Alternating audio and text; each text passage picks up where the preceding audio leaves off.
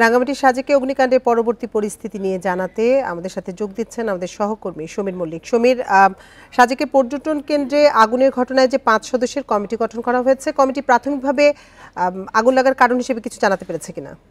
আতিফা, আমি এই মুহূর্তে রয়েছি সাজেকের রুলিপাড়া, অর্থাৎ এখানে আগুন লাগার প্রায় 25 ঘন্টা কিন্তু পেরিয়ে গেছে।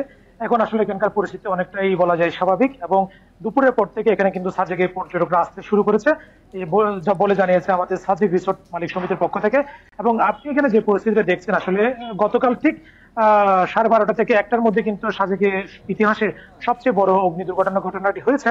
এবং আমি যে জায়গাটিতে রয়েছি এখানে ইকোভ্যালি থেকে এখানকার কিন্তু আগুনের সূত্রপাত হয়। পরবর্তী যে ইকোভ্যালির লাগোয়া যে রিসোর্টটি রয়েছে অবকাশ, সেখান থেকে কিন্তু আগুনটা অবকাশ পড়ে যায়। পরবর্তীতে আসলে বাতাসের তীব্রতার কারণে আশপাশে যে রিসোর্ট গুলো রয়েছে অন্তত 34টা রিসোর্ট এখানে কিন্তু পুড়ে ছাই হয়েছে। এবং কি সাথে স্থানীয়দের যে ঘর বাড়িগুলো রয়েছে সেরকম আমরা প্রায় এখন পর্যন্ত 35টি পরিবার, অর্থাৎ এর মধ্যে রুসাই পরিবার রয়েছে 16টি এবং ত্রিপুরা পরিবার রয়েছে 19টি, তাদের ঘর বাড়ি পড়ে গেছে।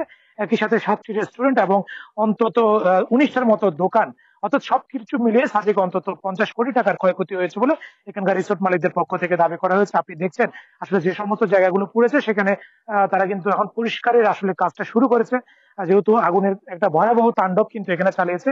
যতদূর চোখ যায় একেবারে পোড়া চিহ্ন, মনে হচ্ছে যুদ্ধ বিধ্বস্ত জায়গা। ইতিমধ্যে কিন্তু আমরা দেখছি কিছুক্ষণ আগে থেকে এখানে বিদ্যুৎ উন্নয়ন বোর্ডে যারা কর্মচারী রয়েছে তারা কিন্তু বিদ্যুতের লাইন গতকাল থেকে কিন্তু আগুন লাগার পর থেকে কিন্তু বিদ্যুৎ সংযোগ বিচ্ছিন্ন রয়েছে সাজেকে, সেটা কিন্তু তারা পুনরায় চালু করার চেষ্টা করছে।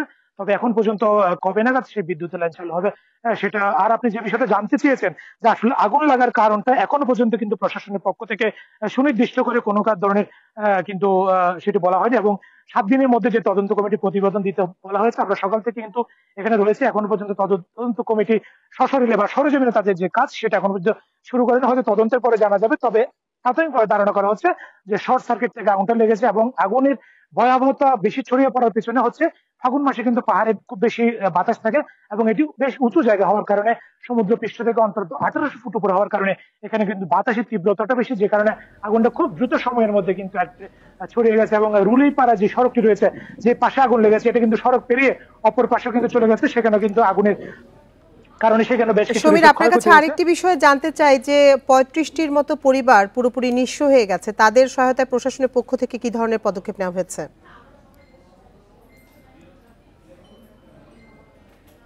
দেখুন, গতকালকে যারা এখানে যারা রুসা এবং ত্রিপুরা পরিবারগুলো ক্ষতিগ্রস্ত, তারা কিন্তু একদম খোলা আকাশের নিচে ছিল। রুলিপাড়া যে স্টোন গার্ডেন ছিল সেখানে ছিল। তবে তাদের খাবারের জন্য স্থানীয়ভাবে যে রিসোর্ট গুলো রয়েছে, রিসোর্ট মালিক সমিতির পক্ষ থেকে কিন্তু তাদের দুপুরে খাবার দেওয়া হয়েছে, গতকালকে খাবার দেওয়া হয়েছে। অর্থাৎ এই পরিস্থিতি যতদিন স্বাভাবিক না হবে ততদিন পর্যন্ত কিন্তু কটেজ মালিক সমিতির পক্ষ থেকে যারা আগুনে ক্ষতিগ্রস্ত তাদেরকে খাবার দেওয়া হচ্ছে। তবে এখন পর্যন্ত তাদের যে ক্ষয়ক্ষতির বিষয়ে এখন পর্যন্ত সেটা কিছু দেওয়া হয়নি। আমরা যতটুকু জেনেছি আগামীকাল দুপুরে পার্বত্য উপদেষ্টা সুপ্রদীপ চাকমা সাজেক সফর করার কথা রয়েছে, এবং পরবর্তী হয়তো উনি যদি সাজেক আসেন সেক্ষেত্রে স্থানীয়দের সাথে কথা বলে তাদের যে ক্ষয়ক্ষতি হয়েছে সেই বিষয়ে হয়তো তাদের ক্ষতিপূরণের বিষয়ে কোনো আশ্বাস দিতে পারে বলে স্থানীয়দের যারা ক্ষতিগ্রস্ত তারা প্রত্যাশা করছে। তবে এখনো পর্যন্ত প্রশাসনের পক্ষ থেকে কোনো ধরনের সহায়তা সাজেক এসে পৌঁছেনি। এই ছিল রুলিপাড়া থেকে আগুন লাগান সবশেষ পরিস্থিতি। রাঙ্গামাটির সাজেক থেকে সবশেষ তথ্য জানাচ্ছিলেন সহকর্মী সমীর মল্লিক।